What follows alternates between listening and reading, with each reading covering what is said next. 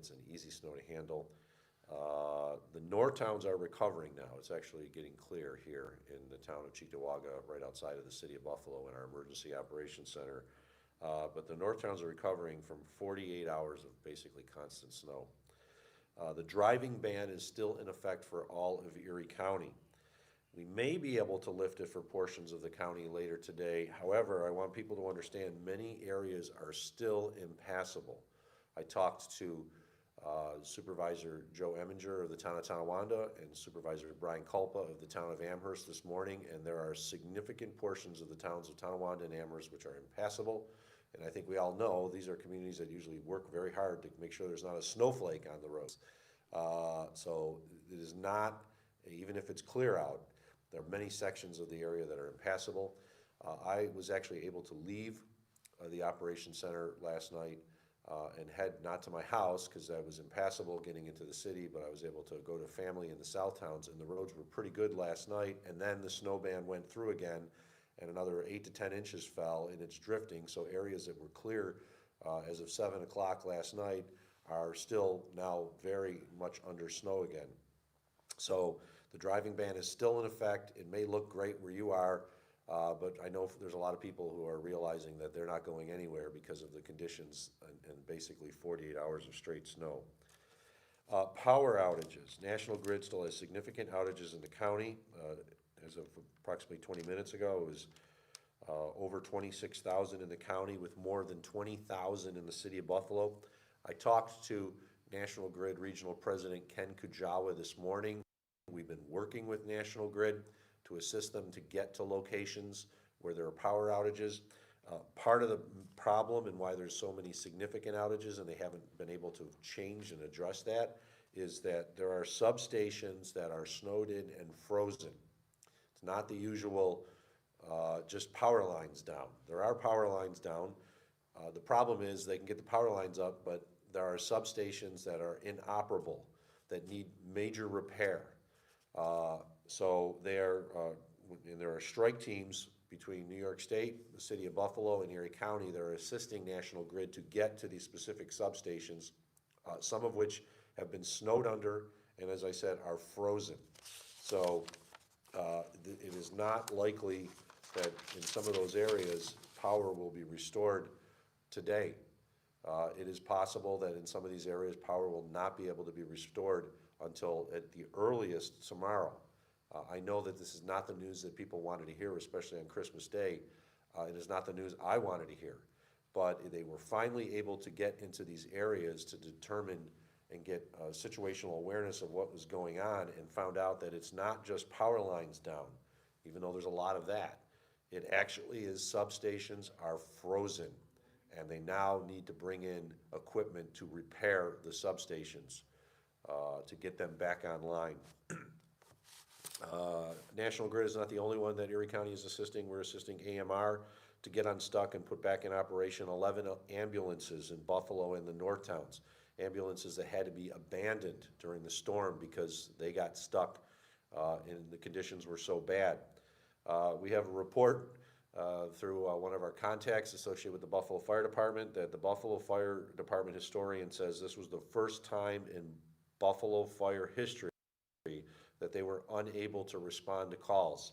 I want to remind everybody, there was a period, hours straight, in which we could not send out emergency service crews. We could not send out Department of Public Works crews because it was too dangerous. For those who may not have been in the blizzard zone and are wondering what the heck is going on, you need to understand it's like putting in front of you a sheet of white paper and just keeping it there for hours and hours and hours on end, because that's what it was like. It was just complete whiteouts for hours and hours on end. Thankfully, the snow has stopped. It has moved south. It now gives us an opportunity to get in there, working with our partners to help clear out streets, get into these situations where substations need to be repaired so that power can be restored. It was bad, is the best way to put it. It was as bad as anyone has ever seen it. I've been in contact with the Biden administration this morning. I'm hoping to have a major disaster I've also been in contact with the governor, spoke to her this morning. She's working on the same thing. Biden administration has contacted us to see what type of assistance we need.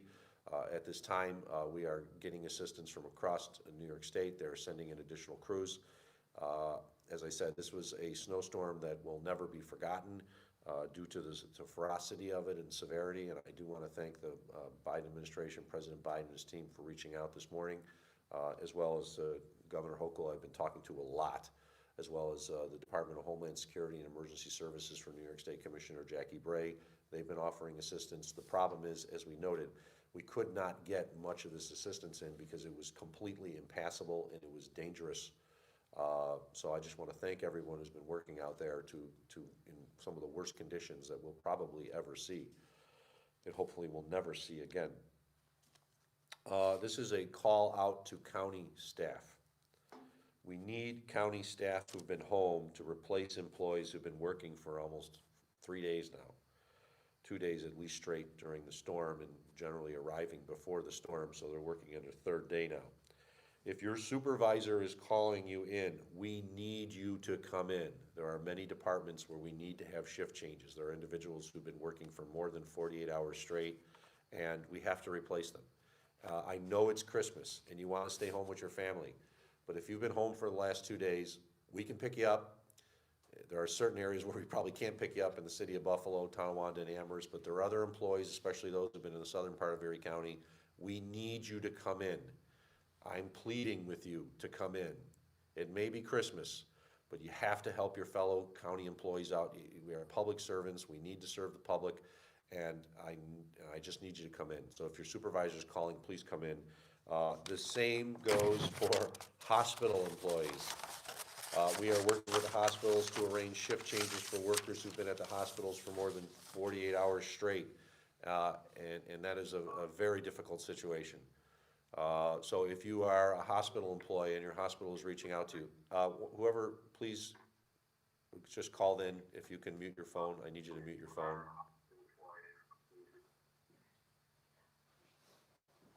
Thank you for muting your phone. We are working with the strike teams from New York State as well as from the National Guard and Erie County to pick up people from the hospital. But we ask you also, if you've been home for 2 days, please replace the fellow employees who've been working for almost nonstop 48 hours at the hospitals. I'll turn it over to our Homeland Security Emergency Service Commissioner, Dan Neverth, to talk a little bit more about that as well as the other operations that are going on. Thanks, Mark. Merry Christmas, everyone. Today is the major coordination day. Today's the day when we are going to try and pull everything together. We've had the resources in place, unfortunately, with the wind and all of the extreme weather conditions. A lot of the resources, such as the utilities, haven't really been able to get out and do what they need to do. So today's the day when we tighten everything up. The utility crews are already on their way out. Now it's a coordination. Now it's a taking of all of those resources. And when you hear the county executive and others talk about strike teams, task forces that are out there, what we're doing now, because of the severity of the storm, is we're trying to pair the appropriate equipment so that they can get out to where they need to go. So you can't just send a utility out to an area where there's 2.5, 3 feet of snow with 7-foot snow banks. They have to be able to get there. So it's a matter of working with our Department of Public Works, with all of the emergency first responders, the emergency managers from the communities. So today is the day when it all comes together that we can get out there and get done what we really need to get done, which is get everybody re-energized in more ways than one, but also that big coordination. So today we will be sending out with these utility crews more of the high lifts, more of the plows, emergency first responders as they're going out. We have more and more resources coming in, courtesy of the state, courtesy of the county subcontractors. So that's really what it's all about today.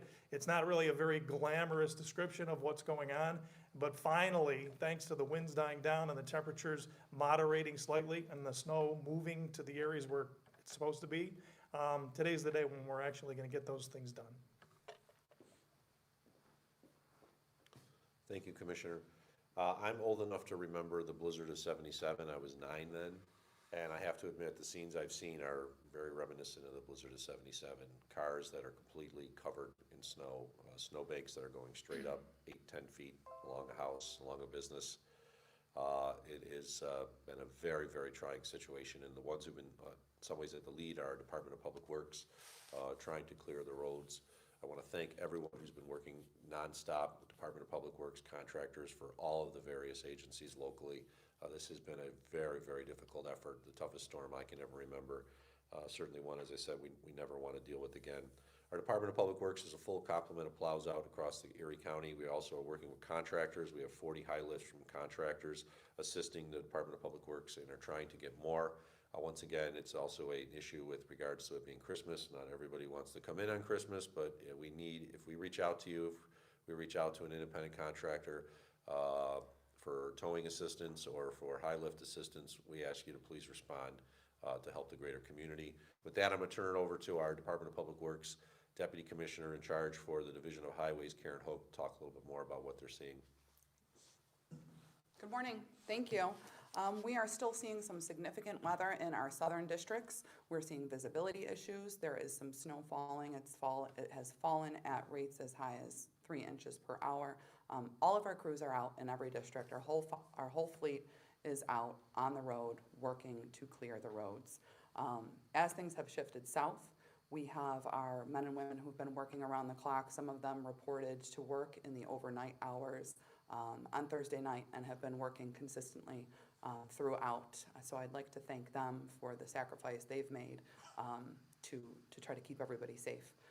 We are partnering with private contractors. As the county executive mentioned, we have 40 high lifts working in various areas throughout the county, the most heavily impacted areas, with focusing efforts north towards Amherst and the Tonawanda areas, trying to assist. We're also assisting other emergency efforts. Our priority is to clear and maintain a safe travel path for emergency responders. It is not for people to travel on. As a strong reminder, it is still a driving ban. Conditions are severe on the roadways in some areas where there's drifting or where there is cars that have been left to the side of the road. So I urge everybody to stay home, stay safe, celebrate with your family or whoever you are home with, stay safe and warm, and we will be able to continue our work in clearing the roads so that our staff can get home safe to their family. Thank you. Thank you, Karen. We know, we heard and talked about yesterday the story about the baby, the 1-year-old baby that was on a ventilator and needed assistance. A crew did reach the home, but nobody was there. We have not heard any follow-up with regards to the family. If the family can call us and let us know that the baby is safe, we'd appreciate it, because we've tried to reach out to the phone numbers that we had and no one's answering. I hope this wasn't a fake. I hope this was real, because we dedicated a lot of resources to try to find that and save that child. But the crews did reach the home and there was no response, and we had no response from the family, so we please ask the family to contact us so we can know the condition of the child. Deaths, as of yesterday, we had announced 3 total deaths. We can confirm 4 more deaths for a total of 7. 4 were confirmed during the overnight hours. I don't have the exact total of how they were found. I do know that some were found in cars and some were found actually on the street in snowbanks. I offer my deepest condolences to the families, some of whom probably have not actually been notified yet, but we do have 7 confirmed deaths at this point as a result of the storm in Erie County.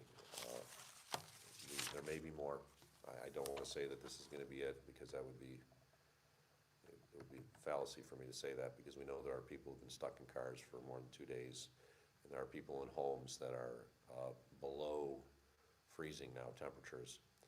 We are getting major reports of people having water bursting in pipes. We are telling everyone to keep your water on, make sure there's a flow in all of your faucets so you can have water go through, so it helps prevent your pipes from freezing. I want to give a shout out to a county employee, Shandor Toth, from the Department of Public Works, Buildings and Grounds. We had a major problem at the E911 call center, our public safety building downtown, where water and fire suppression system burst because of cold, and it caused flooding in the building. We almost had to shut down the E911 call center which is the call center for every call that comes into Erie County by a cell phone. And Shandor Toth saved the day, so thank you, Shandor. You're a good man. I know you, and you've helped save a lot of lives because we were able to keep up the 911 call center in the overnight hours. So this is a major disaster. It's as simple as that. We've had other storms. The storm just 4 weeks ago that dumped 7 feet of snow on the south towns. They do not match up to this. This is horrible. This is a major disaster that in some ways may turn out to be worse than the blizzard of '77 was. Thankfully, we do not have 3 days of snow like the blizzard of '77 did. We had basically 2 days of snow. But the blinding conditions still exist. Even when I was driving in, there was no snow falling where I was driving in from this morning. However, there were whiteout conditions at various times just from the blowing snow. Winds have subsided, that's helpful, and it allows us to get in there and do rescue and recovery missions that we've not been able to do. So once again, I want to wish everyone a very Merry Christmas. It celebrates. This is not the Christmas that we wanted. It will be a Christmas that we remember. And for those who've lost a loved one, I offer my deepest condolences for what is truly going to be one of the most horrible situations you can face during any holiday season. With that, we'll open up to questions. I will call the media one by one, and we'll start with Kevin Jolly from Fox 29. He was the first on. Do you have any questions, Kevin? If you could, just unmute your phone. No, I'm okay, County Executive. I'm just on list. Okay, thanks, Kevin. I have Mark Summer from the Buffalo News. Do you have any questions, Yeah, Mark? hi, Mark. Can you talk about the plans for evacuations? We know there have been people who, as you pointed out, have been in their homes, freezing temperatures for 2 days now, going on to a third, perhaps, and as well as the people who remain stranded in cars. What's the plan there? Well, our first priority is to assist individuals who've been stranded in cars. The strike team rescue missions are going out doing that. The homes, we've been getting the information, we've been documenting it. The problem is we can't get to many of these homes because of the difficulties with the roads. I'll turn it over to the Emergency Service Commissioner. There are a number of warming centers. 2 warming centers in the city of Buffalo had been shut down because they lost power themselves. But there are warming centers across the county that we've been assisting with regards to providing resources to. And for those that are in homes, I can offer, I just feel very sorry and sad right now because I know we'd like to be able to get you out, but we just still can't get into some of these neighborhoods because of how bad the situation is. Commissioner? Yeah, sometimes you're compounding the problem by taking individuals from their homes and trying to put them into another area because of the weather conditions and because of all the other moving parts that are currently going on. I do want to make it very clear, though, that at no point, even at the height of the storm, were search and rescue operations halted. I want to thank the Erie County Sheriff's Office. I want to thank the New York State Police, all of the local law enforcement agencies, and all of the fire departments out there that sent crews out throughout the course of this. As calls were coming in, people were at least being checked, or people were, as we could get to them, we were going systematically through each of the routes just to see whether or not the cars were abandoned.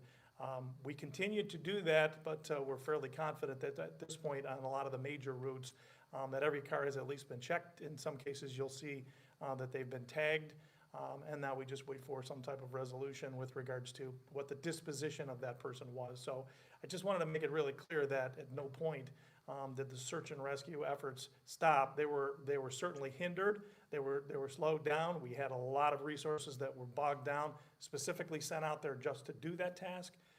But the operation did continue. And we will work with our local partners, the towns and villages, to now not only if they want to expand that opportunity to take in some of these individuals that are in residence where they just can no longer stay because it's too cold, but we've been working doing that all along as well. But along with that also comes the responsibility of the housing, of the feeding, and the care for those individuals. So again, a lot of moving parts here, and as I said, today's the day now that we can get to a lot of our facilities and warehouses and work closely with the state, that we're in fact going to be able to coordinate that a lot better now that the winds have stopped or died down.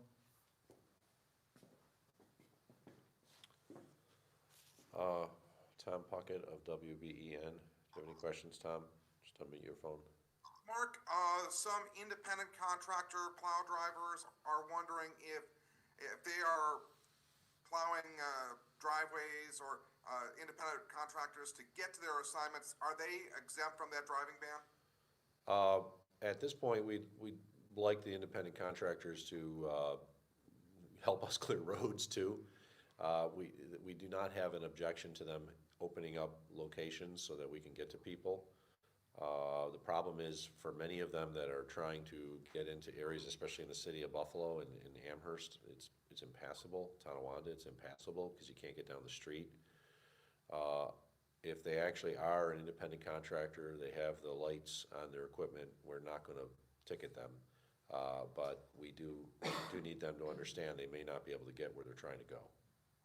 Can I answer that? Yeah, go ahead. Yeah, so what I would add to that is it's a catch-22.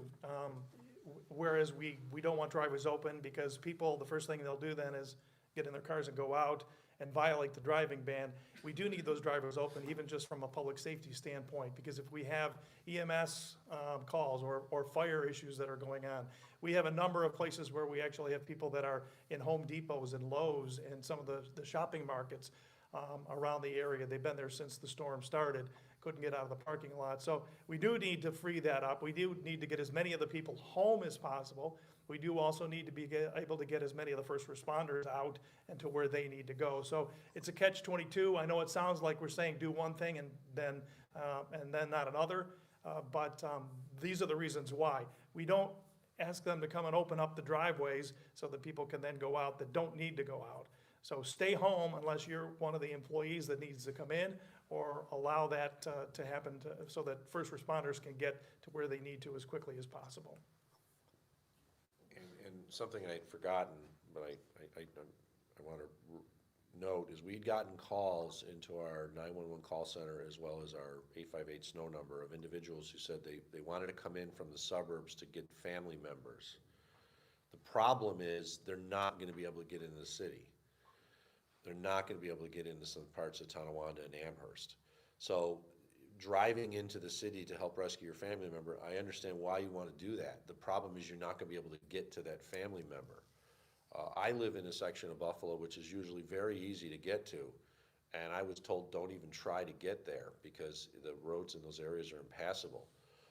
So I went into the South Towns last night so I could leave here after being here for almost 2 days.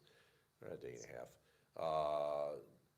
and I was able to make that drive, but I was told even for myself in the Super Tahoe that I have that is capable of driving in really, really difficult situations to not even attempt it because of the conditions in the city. So we don't want people thinking I'm going to go and help rescue my loved one or help rescue others, because you're going to just cause problems and more cars stuck. We've been able to get to most of the vehicles that were stuck in the road in the suburbs. We feel confident we've gotten to most of them. I can't say 100%, we feel pretty good, but we know there's still vehicles, especially on the side streets in the city of Buffalo, where people have been stuck for hours and hours. And we just can't have people driving in trying to do rescue missions, which will only actually hurt us because it'll help block up roads again. So please, I know you're very concerned about your loved ones, but at this point, it is still too dangerous. The conditions are impassable in many portions of the city of Buffalo and the North Towns for you to even attempt to get in there. It's just not safe. We have one other call-in user. It was a call-in user too. I don't know who this is. Media. If you can Hi, identify. Mark. It's Ed Drench calling. Hi, Ed. Go ahead. Thank you so much for questions. Merry Christmas to you guys. I can see the look on your faces. I know this is exhausting for all of you. It's exhausting for everyone stuck at home as well. I just had a couple of questions, primarily about the 911 response that we were talking about yesterday when you said there were no 911 services or no emergency services available for those certain towns and villages. Can you provide an update in that situation? Yeah, we were trying to get back up. There are services available. Buffalo Fire has had its vehicles, or in the process of having vehicles towed and cleared up. Same with AMR, the ambulance service. The county is assisting them to unstuck 11 vehicles. They have been able to get replacement crews in some of the BFD, as well as AMR and BPD. It's not like we'd want it to be, because there are still roads that are impassable, but the service has been restored to a point where we are responding to emergency situations in these areas where we could not. And the reason we could not is not because we didn't want to, It's because it was just horrible. It was impossible to travel. As the commissioner noted, they were still trying to respond to these situations, but at one point, 2/3 of the vehicles and apparatus that was sent out in the affected area was getting stuck. And we had to save firemen, to save police officers, to save EMTs. They had to leave their vehicles and go to a place where they could at least be out of the elements. I'll turn it back over to the commissioner to talk more, but the effort has responded or been restored, but that does not mean you're going to get an immediate response in some situations just because of the difficulty of traversing the ground. Yeah, and I think, just to follow up on that, just very briefly, the main goal of all of the highway departments, of the task force that are out there, are to get resources now to where they need to go. In the case of the fire service, law enforcement, or EMS, we are opening up those primary lanes as much as we possibly can, and then the secondary routes, so that they can be utilized, hopefully exclusively, to be able to respond to those 911 calls. Not for people to be able to respond to go from point A to point B because they haven't visited somebody in a few days. So, that's our primary goal, is to open that up. We've had a lot more success over the last probably 12 to 15 hours as the snow and the wind diminished in areas. Now we can get out there and we can start that overall cleanup. But our number one priority is getting a primary route to and from hospitals from some of the main communities, so that there's not these extensive delays and/or vehicles getting hung up in the snowbanks. Mark, finally, this morning, I'm wondering, just based on some people who have sent me questions and comments on Facebook and Twitter, and I hate to even ask this question, knowing how hard you guys have worked, should there have been more of an effort to mobilize some crews before the storm hit, knowing how difficult it would have been for crews to get here during the storm, whether it be National Grid crews or the National Guard, other crews from across the state to come to Erie County, Buffalo, Western New York?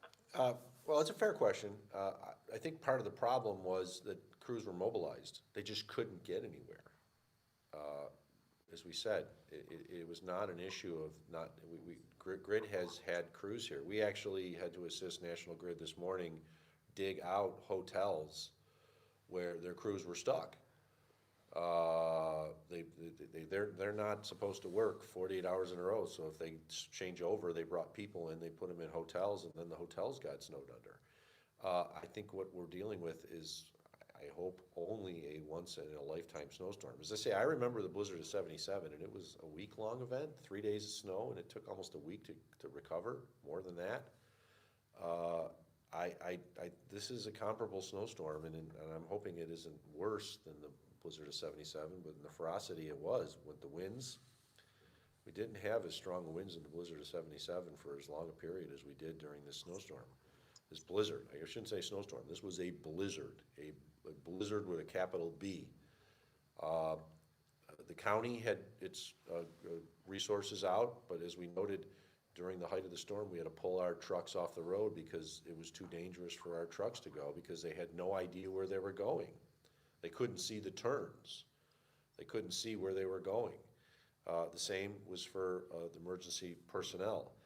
This is unlike any snowstorm we've seen. Even in the situations when we had the 7 feet of snow and 3 inches of snow per hour, we had times then when we had to pull trucks off the roads, but we never had as wide and encompassing amount of snow that was falling with pure whiteout conditions and wind that just made it impossible to traverse.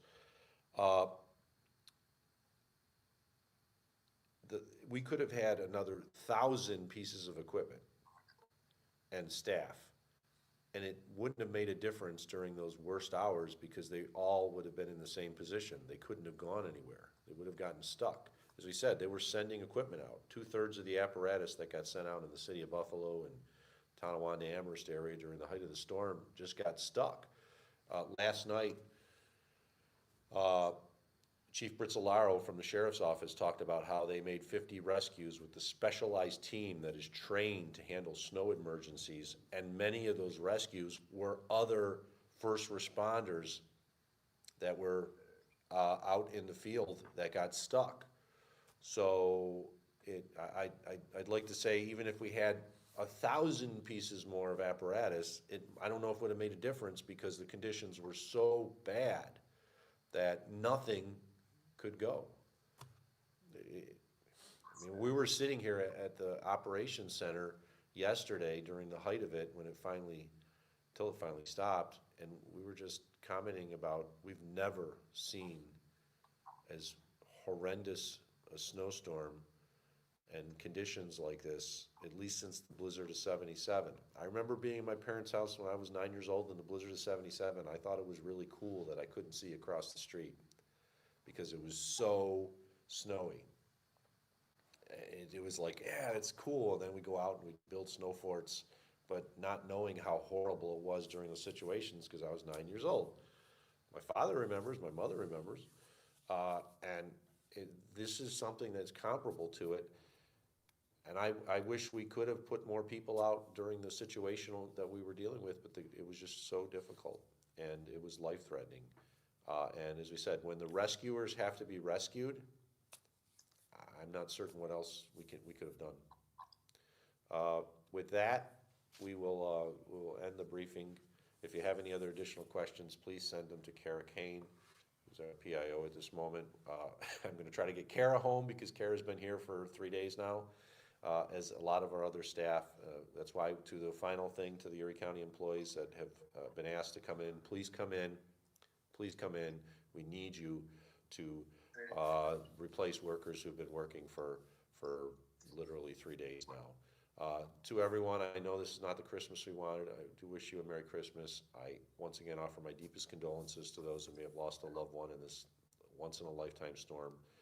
It is the blizzard of 2022, and it is something we will never forget. We are still in rescue operations. So I want people to understand, it may be clear where you are, but there's still rescue operations going on. We are still assisting the power company to hopefully get power back as quickly as possible. But when you have substations that are snowed under and frozen, they're not going to be able to get those on immediately. So I just want to wish everyone the best Christmas you possibly can have. Hug a loved one, hug a family member, give them a kiss, remember the Christmas spirit, but also to know that we're trying our best to get our community through this as quickly as possible. Thank you. Be safe and well.